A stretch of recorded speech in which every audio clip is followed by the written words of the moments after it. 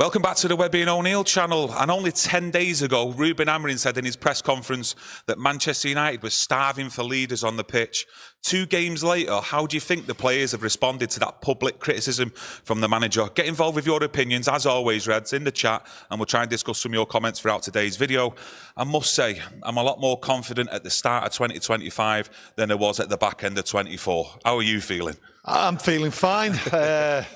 A lot of doom and gloom 10 days ago, a feeling of hopelessness of can Ruben Amorim turn these players round and work with them and make them better.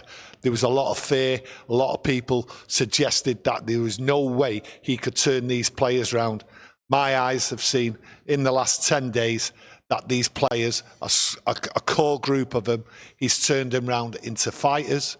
They want to play for the badge, something I didn't think I would see. I thought he was going to struggle to turn it round. And the eye test is there for us all to see. I'm not worried now going forward to the summer. There will be changes in the summer. That's, you know, without a doubt. But I just look at it and I think to myself, that hopelessness has gone from all fans. We're back. There's hope. That's how I see it. You just said we're back. You said United are back last night. Yeah. Also put it in the title on the match reaction. You know, I've seen a lot of comments in the chat actually, and a few people took the bait for that. I think the players have took the bait as well to Ruben Amorim's starving for leaders comment as well, and rose to the challenge in my opinion. Did you actually really mean that United are back? Yeah, you have to put pressures on United. You have to put pressures on these players. The standards have been set. That's how I look at it. You know, we expect certain standards and we've not seen them. Players fighting for the badge, running, working for each other, not moaning and all that, getting on with the game. The standards have been so poor. Ruben Amorim has had a tough task. He's turning it round. He sort of took players out of this, out of the front line. Players what aren't capable of doing the running. Players what aren't capable of working. Yeah. Some players that don't even want to be here, which is amazing. This is Manchester United, the biggest club in the world, and players don't want to be here. They don't want to try. He's turned it round. I am absolutely gobsmacked how he's done it since the turn of the year. What a new year this has been. We did say, though, it was roughly around about the start of December that for that Liverpool game, we expected in the Premier League anyway, a more settled side. And we've seen it near enough a settled side in the last couple of games, including the Arsenal-Liverpool game. Only really a couple of changes. Is this like getting there now where, you know, we've got a bit of a team spirit back? Or should we say we've got a team spirit back, in my opinion. But should we see now a swagger on the pitch, where they start entertaining us a bit more going forward and controlling games further up the pitch? I don't think it's entertainment what we're looking for. We're looking for the fight. We're looking for the pride back in the badge. These players have underperformed and everything. And I look at people out there what have made comments and everything.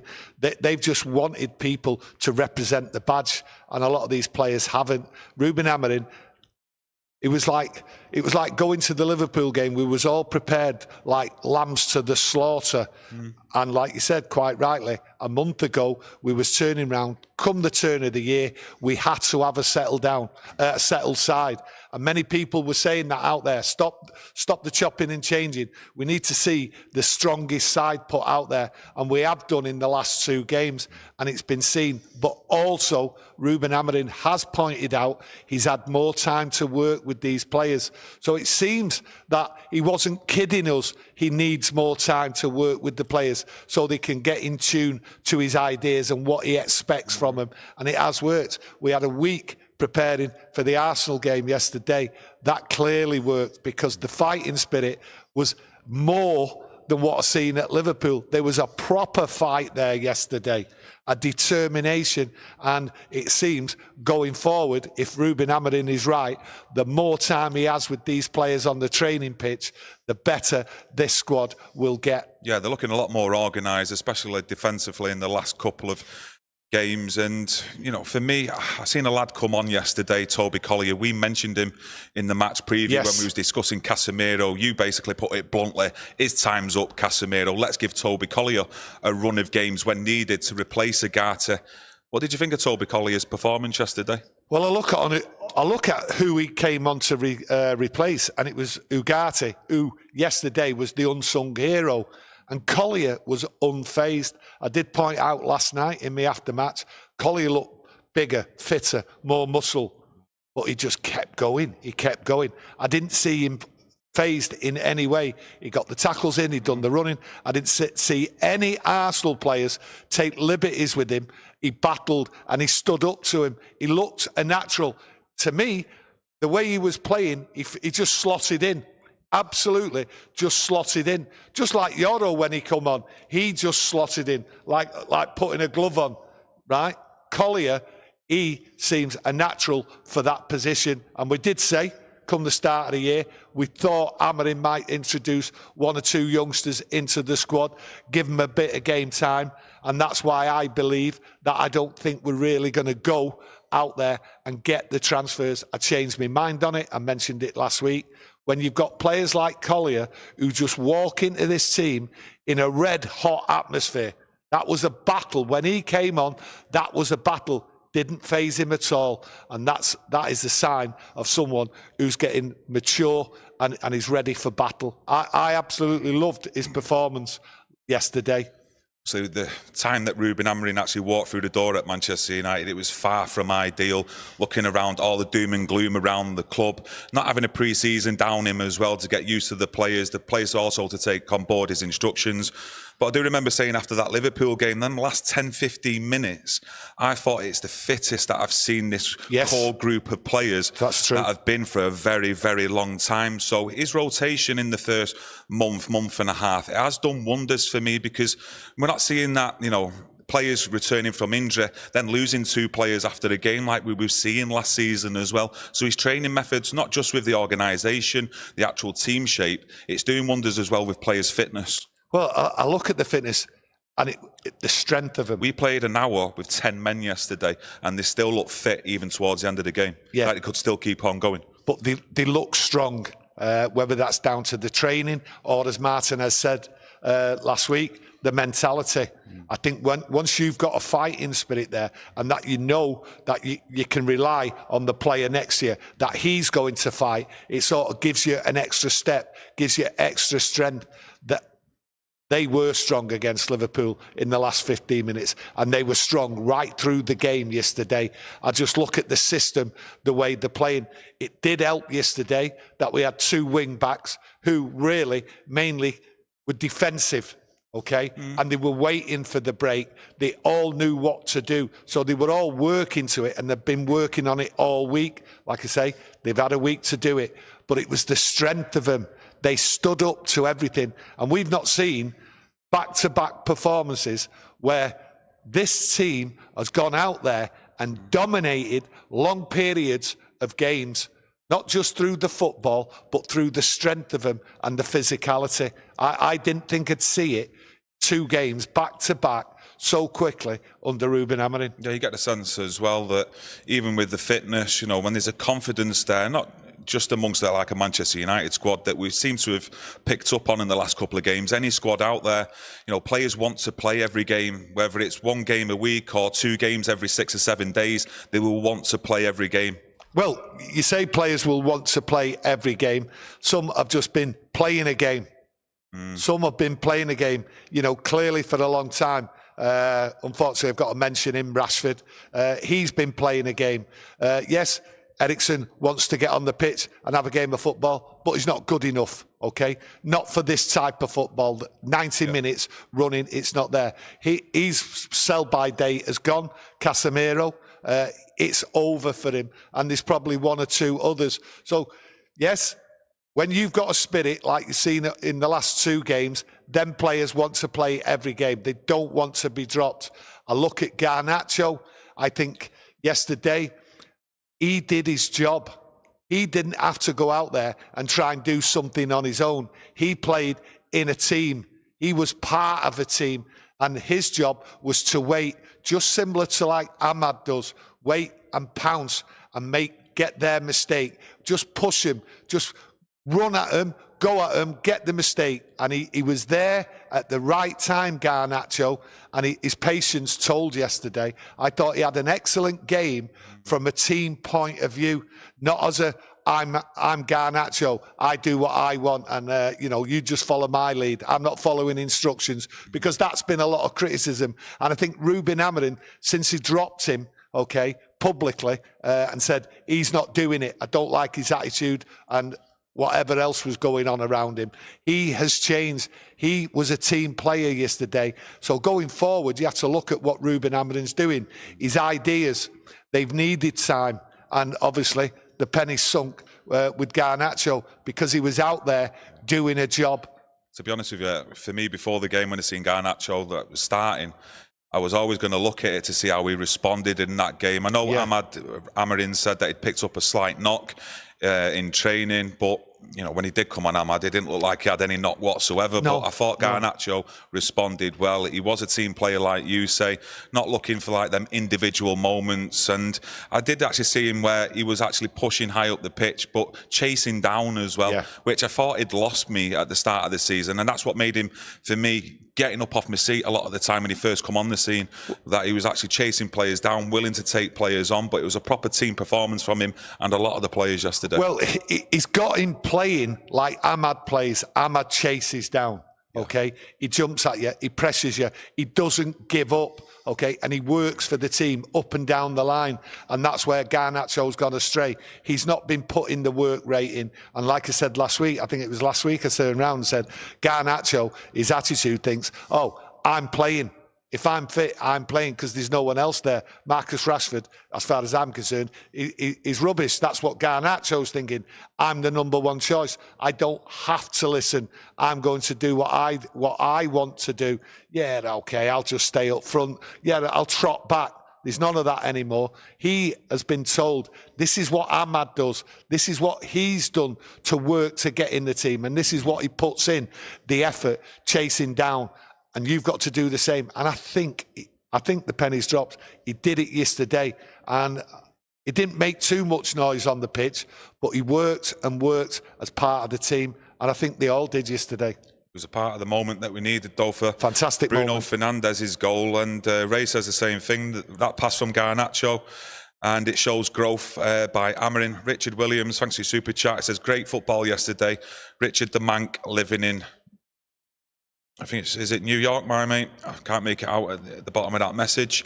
But yeah, I thought he was a good team player yesterday, Garnacho, and it was always about the response when he was going to be given his first start since that City game. Well, if you look at Ahmad, how he's played, if you look what he did against Manchester City, he pounced. Yeah. There was an opportunity.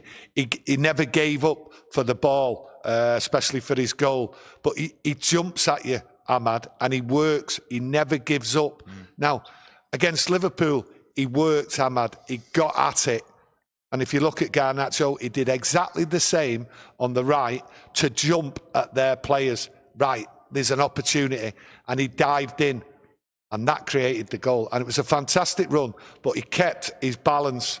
And sometimes we don't see that with Garnacho. And he gave the perfect ball to Bruno. And it was an absolutely brilliant finish. I thought United from that moment onwards would go on and dominate Arsenal. Because I thought when you look at that game before we scored, really, our goalkeeper didn't have that many shots or really that much to do to worry United. I thought United controlled the midfield, they controlled at the back, they stopped Arsenal playing. I think Man United have been doing good as well in the last couple of games. You talk about control of the games, and people, in my opinion, when you have that conversation, it automatically is controlling games when you've got the ball. But I think Man United are controlling games without the ball now. Yes. And they're working as a defensive shape, and they're standing solid, and they're working together. And that's something that we've been lacking for a long time here. Yeah, I think what it is, if you look at it, it's been 2 away games. Now, when you're at home, it's a different kettle of fish with this system, because this system at the back, they have to push up 10 yards more. We're at home, we have to try and dominate teams. We go out to win, please the fans and everything else like that, okay? So it's a different system. We're able to sit further back when we're at the away games. That's what I've seen, and that's why we get the control. So really, being at home, it works, but only if the wing-backs are more attacking. When you see the wing-backs at Liverpool and you see them against Arsenal, 2 away games, they're more defensively minded. So we're going to have to see if it works on a regular basis at home. We've seen what's been going on at home before the new year came along. We've been terrible.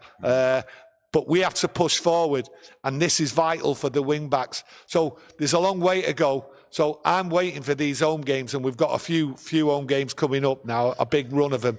And I think the priority is these wing-backs getting forward and able to get back. But what you will see this system, this is what I believe, based on the 2 away games, is that our defence, them 3 centre-halves, will push up further, which then will leave more of a gap behind us.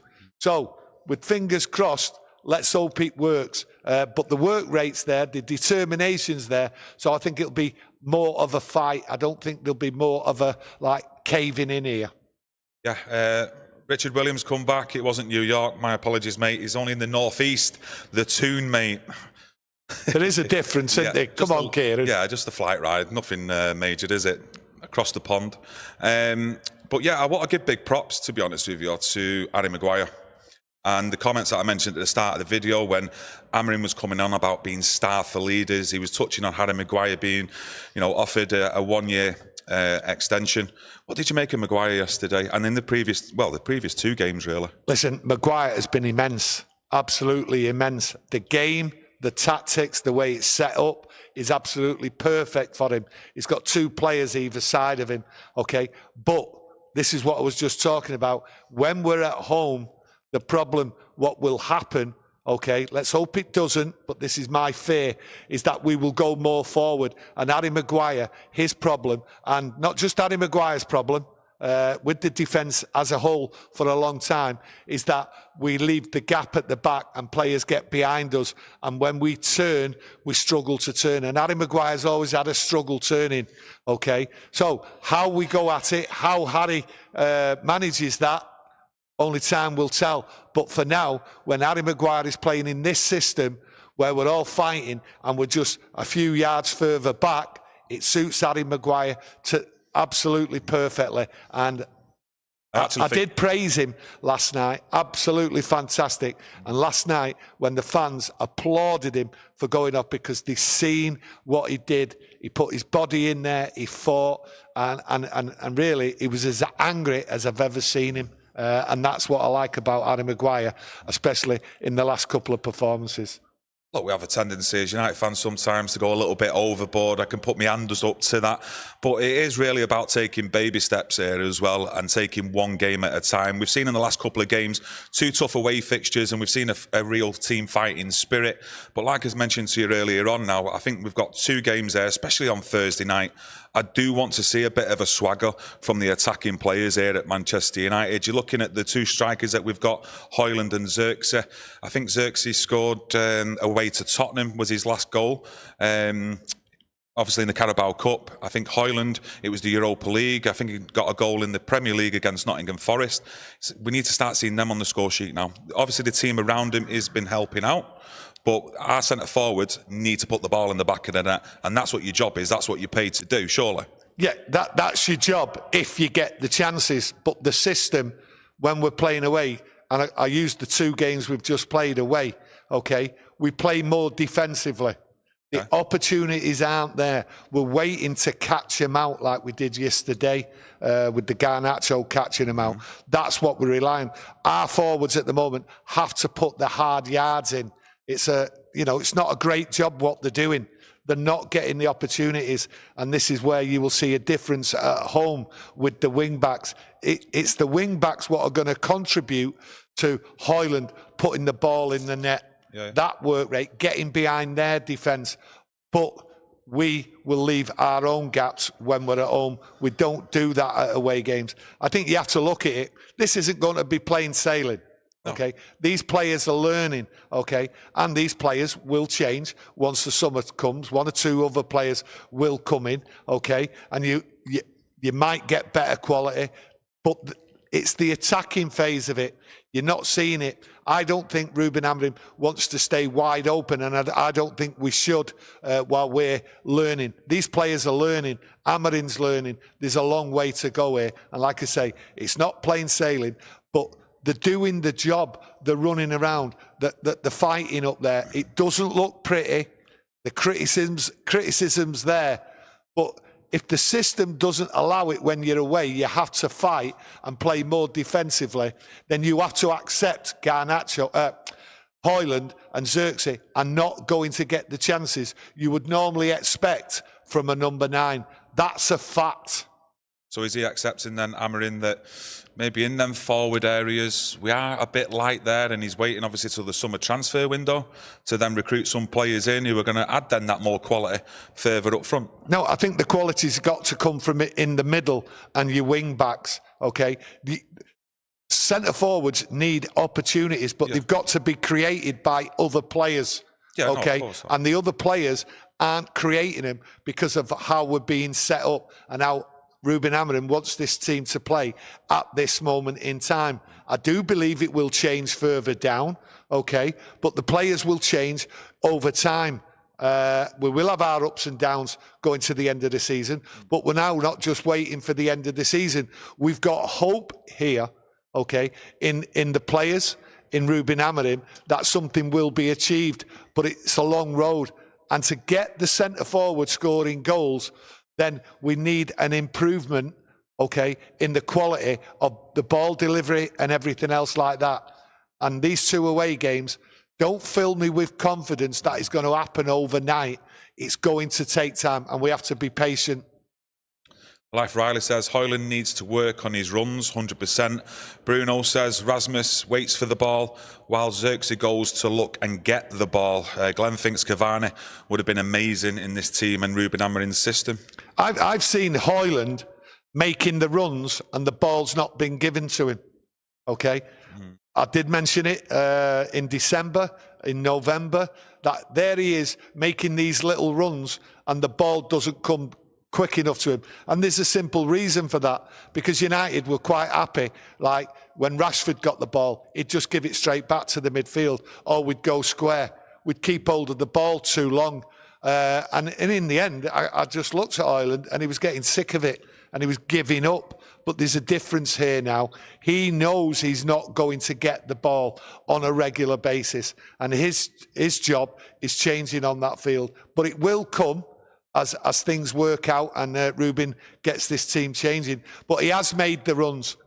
So the criticism out there about Hojlund, go back and have a look at how many runs he makes, and he wasn't getting the ball because the team wasn't playing fast football. Yeah, and you can look at Bruno's goal. You can see the run that he made when Bruno, just before Bruno got the ball. It was to maybe create some space there for Bruno to have that shooting opportunity, but also to anticipate the rebound if it was to come to him as well, and how he actually positioned himself in that little bit of a wider area just to see if he'd get that ball. But it's a fantastic finish that from Bruno. It's not all the ball come to him along the floor either. He had to strike it just as it come off the floor as well, and the technique was superb. No, it was a good team goal, fantastic team goal. Boom, quick as anything. That's what you want to see, and that's why I thought to myself, United would go on, but obviously Dalot there, unnecessary challenge, got himself sent off, and then it was just backs to the wall. Look, I've always said about, well, not always said, but I said after that Tottenham game, that defeat here, where in my eyes he give up running and tracking back Brennan Johnson, that in the big moments he lets you down defensively and in attack. But I must say, his contribution to the last 2 games against Liverpool and Arsenal, for me, have been much, much better, apart from the sending off yesterday. I mean, he didn't have to go in for that tackle. You discussed it with me, didn't you? It reminded you of a Casemiro tackle, a late lunge into the players, and a lazy one. But I think it was also a determination from Dalot to go and win that ball as well. But the decision-making was all off. It was all wrong. Yeah, bad decision. He didn't need to do that. It was a bad decision, and you can go on about Dalot. We've said it. Lots of people out there have said Dalot. His performances this year have gone down than what we've seen last year. But every player's form's dipped. There's criticism of every player from the start of the season right up to Christmas, how poor some of these players have been. You know, Dalot there, standing there, looking at players going past him. Rashford's done it for 2 years. Okay, now he's out of the team, thank God, right? But there's other players on there. Bruno's been poor. You know, we're now sort of seeing the Bruno of what we bought. but there's other players there, you know, your Garnacho and all that. A lot of them have been. Martinez's game went off. Yeah. Well, you know, he is the player, what I always thought he was, the warrior, the fighter, and there's no giving up. Another player yesterday, while I'm mentioning it, got booked for nothing. Got booked for absolutely nothing by that diabolical ref. You know, on what's it, Jesus didn't do anything. He was sort of looking at Jesus and said, "What's this all about?" But that's what the referee was doing. And then yesterday. the same player went and fouled Bruno. Well, it was 10 men against 12 yesterday with that ref. But we fought through it, and it was fantastic to see. And that crowd yesterday. That's Man United in a nutshell. Yeah, you talk about fought through it, and you think to yourself, maybe just a few weeks ago, you know, definitely a few months ago under Ten Hag at the start of the season, you know, when it gets back to 1-1, you expect Man United then to go and lose that game because that's how they were playing United. But yesterday they stuck together, especially at 10 men playing for an hour. Well, we started this with Ruben Amorim talking about needing leaders and all that. Yeah. That is the difference this team has got now. You know, I was calling, there's normally in a good side 3, possibly 4 leaders. Ahmad, to me, has been a leader, but not in the physical sense. It's like he's doing it there. He's trying. He's working hard. I'm going to follow his lead. But they're all doing it now. Every one of them. I looked at De Ligt yesterday. Not many people really went on about De Ligt yesterday in the comments, what I read this morning. Well, I missed the early comments. What a performance. He even got criticised in one comment about his performance. It was down to him, Liverpool's 2 goals last week. That one. That was just ridiculous. But De Ligt is there. He's on the ball. He's fighting. He's a leader. I see him go down, getting injured a few times. He don't want to come off. Yeah, but the he thing don't is, want to come off. He's a fighter. When you're coming up against top teams as well, you're not going to have it all your own way. No. You are going to, unfortunately, concede chances because of the opposition that you're facing. But overall, the back 3, the back 5, and the whole team in a defensive shape have been performing really well, considering what you're looking at, you know, towards the end of 2024, some of the goals that we're conceding against the likes of Bournemouth, Newcastle, etc. Yeah, but we're not a good team. We're coming out of a slump, a terrible slump, okay? And it's got to continue. We've got to keep fighting, okay? We are not a good team. The table doesn't lie. So, you know, they've got to improve. They've got to keep fighting. And that improvement is where you're going to see it, hopefully, in the home games. And that's the attacking side of this team. You say we're not a good team, but we've not been a good team. Yeah, no, and parts of that I do actually agree with. But when you're looking at under Ten Hag, I didn't hardly ever see Emmanuel Ugarte playing. I didn't hardly ever see Ahmad playing, and they're 2 players for me in the last few weeks who have really stood out in performances with this Man United team. Even though when we have been beat, they're still 2 players. You think, yeah, they can still be top players in this actual starting 11. Ugarte didn't have a pre-season. That was the one thing against him. That's why he's had time to come in. But we looked at Ugarte when he come in, and the little bit what we first saw of him, we said, there's a player there. Yeah. This is a good player, and it needs time for him to get fit. Now, it looks to me that there's no question that there's a problem with the fitness now. That's the good thing. There is none of that. These little niggles players have don't seem to be coming in, even though Ahmad had a little niggle, according to Ruben, but he came on. Everyone wants to play. Things have clicked into place, especially with Ugarte. So there's no criticism of Ugarte. There has been time needed for certain players, but Amorim's got it, and his coaches have got it. The players, the mentality, that's what it's all about. And I go on again. Martinez has got the mentality, and the criticism of him is because he's been left too wide open because of the wing back. He's not used to it, but now he's got it because Dalot is playing like he should be playing, working like he's playing. He's not as exposed as he was, Martinez, now. I do agree with you, and we've mentioned it before about the wing-backs, though. I think if we do start getting players in them natural positions, we will start looking more of a threat going forward. Ray Carl Brown from our members club, cheers for your super chat, mate. He says, exactly, Hojlund made a good run for the opening goal for Bruno yesterday. Yep. HAB says, though, that Hojlund has been making the wrong runs. His positioning isn't great. Look at Bruno's goal. Well, for me, like me and Ray agree with, and there might be some more of these out there, I actually thought it was a decently timed run, to be honest with you, just to give Bruno that space and to also anticipate any of the rebounds that Ray might give. Well, how can you... I look at Hojlund, the ball is in the United's own half, and Hojlund makes a run. People miss it, players miss it, or players see it and they're too frightened to give that ball. If you look at United's play overall, how it used to be, especially in December, okay, they were losing the ball all the time. They were losing the ball, short passes and everything. They were frightened to give that ball. Where you see Maguire, for instance, coming in at the back. I use him as an example. Maguire's pinging it to the left. He's pinging it to the right. Players have made them runs, and he's done it. But the last 2 away games, they've been more compact. They've not lost the ball. So everything's changing. And Hojlund's runs have been limited because of the way we've played in these 2 away games.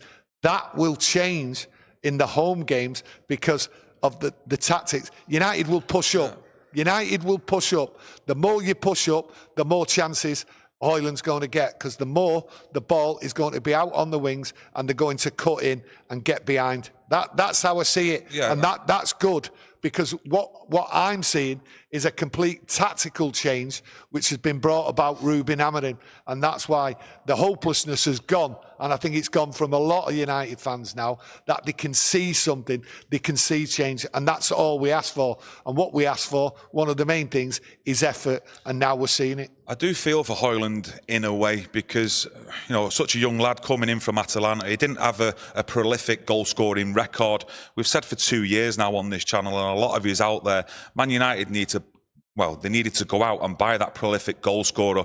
It was near enough guaranteed to give you 20 goals in the Premier League each season. And you look at the back 3, the back 4, back 5, whatever you want to call it, to the actual centre-forward role. It's chalk and cheese. You've got actual experience there at the back with the likes of De Ligt, Maguire, Martinez, and we've not got that at the focal point of the team, which is the centre-forward area where it matters, where you want the ball in the back of the net. So in a way, I do sort of feel with Hojlund, because, you know, he hasn't got then that prolific goal scorer who can come in, take the weight, take the burden off his shoulders, and then he can come in for like a couple of games or a game or 2, and then have that, and then come back out again. I don't feel sorry for him, because I think he understands what's going on. It's explained to him fully. I look at all the players over the last 2 games. They fully understand. There's no one here crying. There's no one walking around with their head down, moping, going, oh, poor me, poor me. No, he understands what's going on, and he's working to a system, a tactic. No, I totally get that. And I don't mean it like, oh, I feel sorry for Hojlund, but in a way, you know, Manchester United's own poor recruitment over the last 2 to 3 years, we should have had a prolific goal scorer brought into this football club. Not just Hojlund, you know, who was brought into the football club based on potential for the future. We've had strikers in that, but when your defence isn't as solid as it seems to be right now, that's where a winning side is built, from the back. Yeah, I agree. From the back. We seem to have got the back right. Obviously, 1 or 2 players come in, add into the squad, make it stronger with the wing backs and things like that. But once you've got that sorted, and then you stop in the midfield where they're running through, because that's what our 3 centre halves are basically doing. They're stepping up and they're closing that gap down where we used to be run through. Once you've got that right, then you build further forward and chances will be created. And hopefully Hojlund will get the chances. And if he puts it in the net, fantastic. And if he doesn't put it in the net, then he clearly will be changed as time goes on. So the work's being done by Hojlund. He's just not getting the chances as I see it.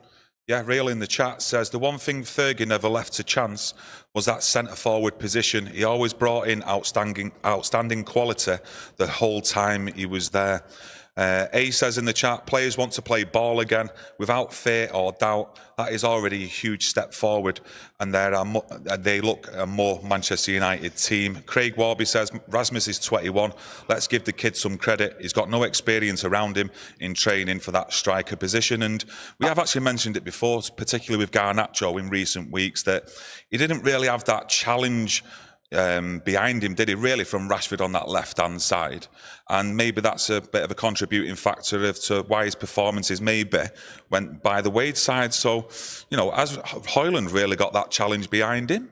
Hojlund's got the challenge, okay? From who? Hojlund's got the challenge. He has to score goals, okay? He has to score goals. And it's been a poor return when you look at the goal return, okay? But it's not been his fault, okay?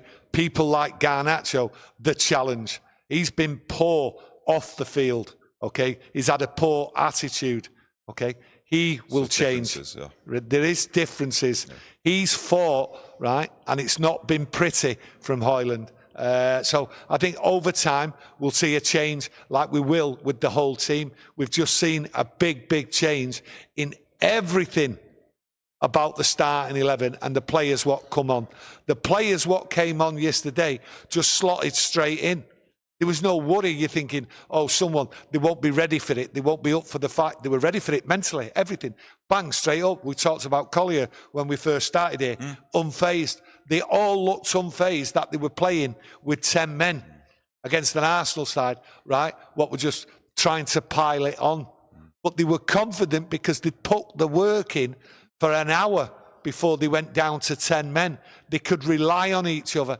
And that is what's changed. The commitment, the fight, the togetherness, it's all there. What's happened here, Ruben Amorim has got a certain amount of players, got them together, and he's got the other players, and he's gone, I can't trust you. He can't trust Eriksen for 90 minutes. He can't trust Casemiro. He can't trust Rashford. And there's one or two other players, okay? Now what we're seeing is a full change. We need them players out. You need your Anthony out. They're not good enough. They've never shown fight like that for 2 games on the trot at Liverpool and Arsenal away. They're not capable of it in the last 12 months. They've just not been capable of it. So there's 4 players there I've just mentioned. And once you see them players go out and players come in, whether it's youth players like Collyer and 1 or 2 other players, you will see a transformation of attitude, not just on the pitch, around the club and everything else. Bruno Varela says, O'Neill, what goalkeeper would you choose to be our main keeper? Someone who not talked about Bayindir, have we? Up to now on today's show, so... Actually, which O'Neill do you mean? He means me. Oh. He means me. I know he does. He wants a rant. You're not going to get a rant, but I'll point something out. After the Tottenham game, everyone slaughtered Bayindir. I didn't. I said, that man's not played for a long time, okay? The people what was on the pitch in front of him, he had no confidence in them. They probably didn't have confidence in him because he hadn't played round. It was unfair to criticise him, okay, for having that game, first game, for a long, long time. Before that, when I'd seen him play, I thought he was decent. And lots of United fans thought he was decent, but they quickly forgot. The performance yesterday, I wasn't happy with him until he made his mistake by not punching it out fully. Before that, I thought his kicking was horrendous. I literally did. I thought his kicking was horrendous.